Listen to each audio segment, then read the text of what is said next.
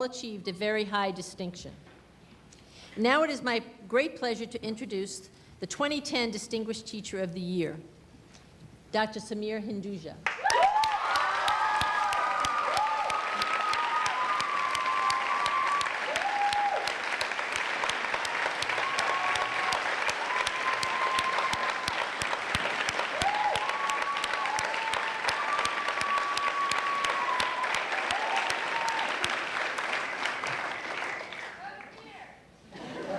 You have a fan club. Dr. Samir Hinduja is an associate professor in the College of Architecture, Urban and Public Affairs for the School of Criminology and Criminal Justice. He teaches a variety of upper-level courses on the Jupiter campus. Samir wants students to be critical thinkers. To promote that, he focuses on how relevant a topic is to students. He notes individuals will be motivated to learn today if they can see the utility of that learning tomorrow. Samir feels there are certain qualities that are key for educators to promote a symbiotic relationship between themselves and their students.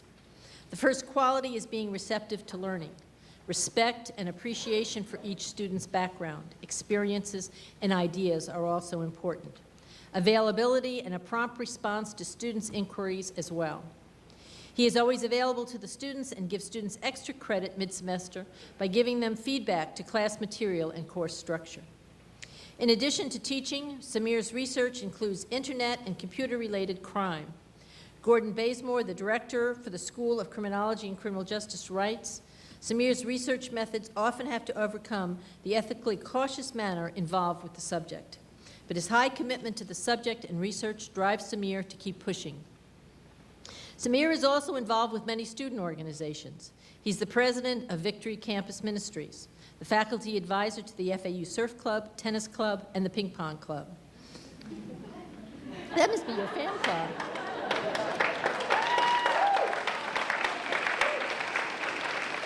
He serves on the Jupiter Faculty and Student Awards Committee. I will conclude this with a paragraph one of his former students wrote about him from the nominating process. Although I first thought he must be a teacher's assistant, I don't know why. When he began to speak, I soon realized he was captivating and drew us all into his discussion.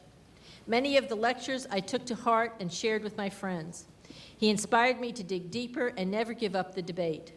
When I sat at graduation 2 years later and thought about my time at FAU, his class was the first one on my mind. This year's Distinguished Teacher of the Year is Samir Hinduja.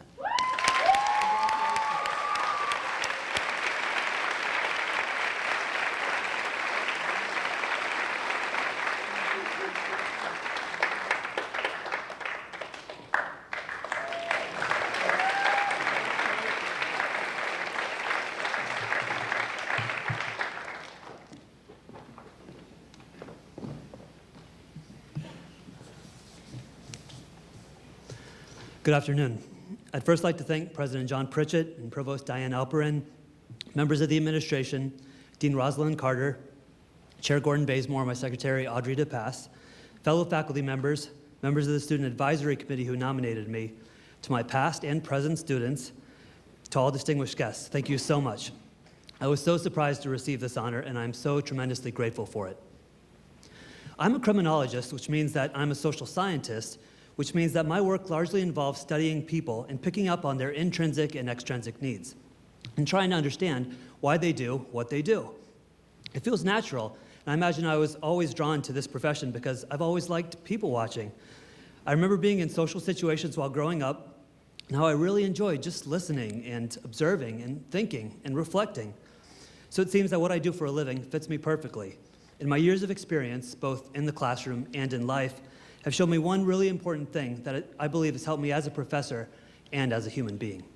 And I like to talk about it. Across all the students I've ever taught, I see a major need for inspiration.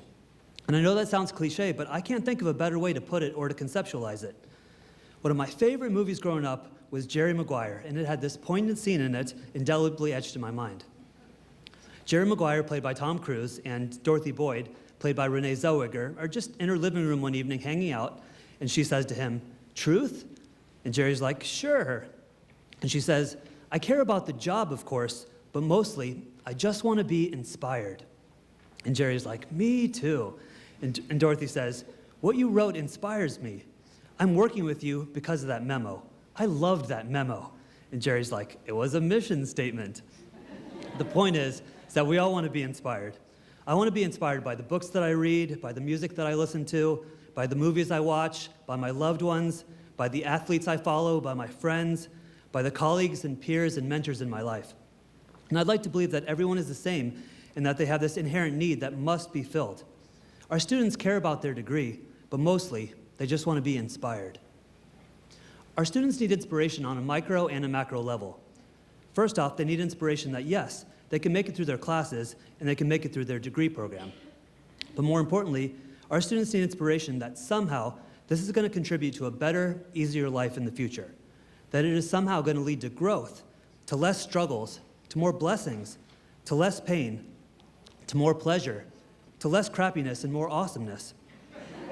That it'll lead to a good job, that it'll lead to a promotion or a raise, that it'll lead to getting into a solid graduate school or law school or medical school, that it'll lead to accomplishing something that no one else in their family has ever done before.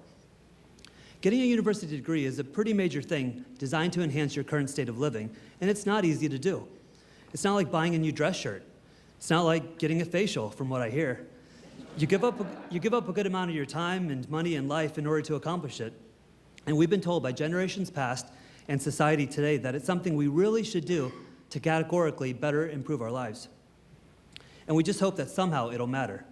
Somehow it'll make a real, tangible difference. It's interesting because when we start college, at least on the traditional pathway, we've done well in high school and we have all these dreams written on our heart about who we're going to be and how we're going to make an impact and how we, of all people, are going to make it and have a pretty perfect life, which typically includes a life partner and 2.5 kids and a golden retriever and a Prius. And it's really great because we're wide-eyed and we're incredibly optimistic and super inspired for the future, for our future. But somewhere along the road, it just seems that we get into a rut. And maybe we make mistakes because we're struggling with things, we're just waiting for them to happen, or maybe we miss out on some things, or at least feel that we've missed out on some things, and maybe a really bad thing happens here or there. And slowly, like erosion on a beach, that wide-eyed optimism and inspiration and even those dreams, they start to lose their luster, they start to fade, just a tiny, tiny bit. But then the days fly by, and the months fly by, and the years fly by, and we find ourselves caught in this routine of just enduring and just persevering and just trying to make it through.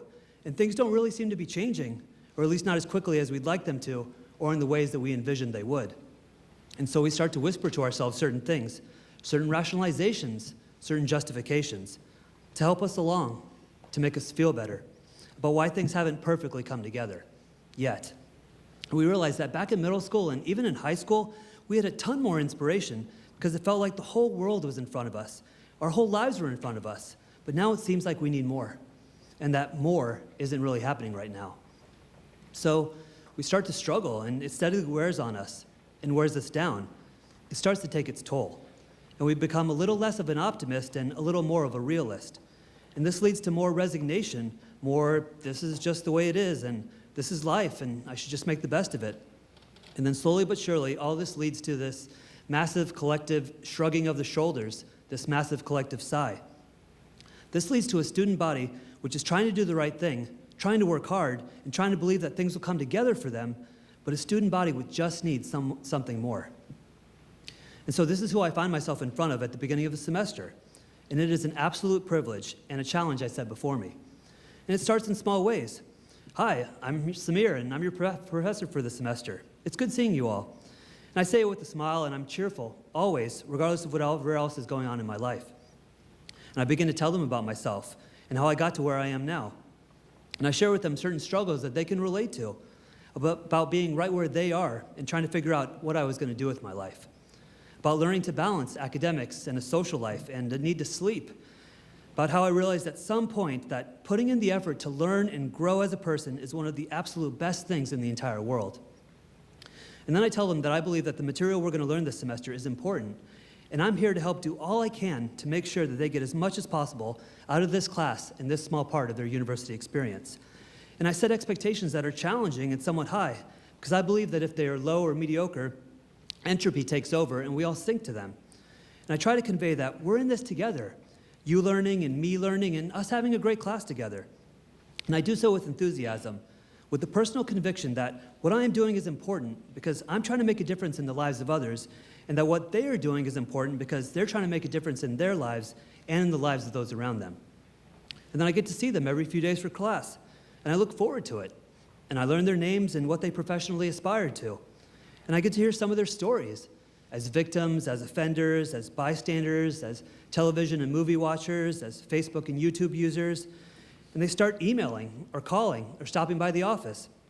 And I answer their questions, and I listen to what they're saying about what they're dealing with, about how they're struggling in certain ways, about how they're persevering. And I get feedback on what classes we should offer. And I talk to them about internships and independent studies and about what it'll take to get a great job in this field and countless other things. And I talk to them about the importance of building certain skills, like being able to read well and write well and speak well. And I share with them success stories from my life and from the lives of others. And I remain available to them. And I talk about how everyone can either pay now or pay later, but at some point, they're going to have to pay. And I talk about character and integrity and doing the right thing, no matter what, because it is the right thing. And I work with them through problems and issues with the course material. And I get feedback as to how I'm teaching the class. And we make adjustments. And I trust that what they have to say has value and that I haven't figured out the best possible way to be a professor. And I throw out test questions that we collectively deem as confusing, but stand my ground on difficult questions that we totally went over in class. And I listen some more, and I really care about what they're saying, both their words and the feelings behind those words. And over time, I try to help them out in more material ways, whether it's through letters of recommendation, or making a call on their behalf, or pointing them to someone who can help them secure an internship or an interview, or nominating them for an award. And over the course of the semester, we all make progress and improve and grow as individuals and as a collective. And it's a very fluid, organic experience. And all the way through it, I'm thinking, I just want my students to be inspired. I want them to see that this stuff matters and that things can meaningfully improve in their lives if they put in the effort now, if they sacrifice, if they take the narrow road, if they do all the things that we're told we're supposed to do. Learning the habit of doing well with the small things, such as in my class, is extremely important because it demonstrates that you can do well with the big things. Show the world that you can be entrusted to make the most of your opportunity to get your degree and do it well, and the world will entrust you with so many more opportunities. Show yourself that you can complete every aspect of your schooling with excellence, no matter what, and you'll believe that you can handle and even excel at anything else life throws your way. I want them to get this. I don't want their future to be bad. I want it to be amazing and bright and suffused with hope and promise and expectation. I want them to recapture their childhood notions again that life can be, regardless of what we're going through, pretty wonderful, with good things right around the corner, really good things. This is my charge as a professor, and this is what I do. I actually can't help but do it. I'm just compelled to be this way because I really believe this stuff, deep down. And I want my students to believe it too, deep down. And I want them to be inspired that, what they're doing really matters, and that it will really make a difference. Because being inspired by what really matters, rather than criminology and criminal justice, is what will carry them through life. Thank you so much for your time, for your kind attention, and for this award.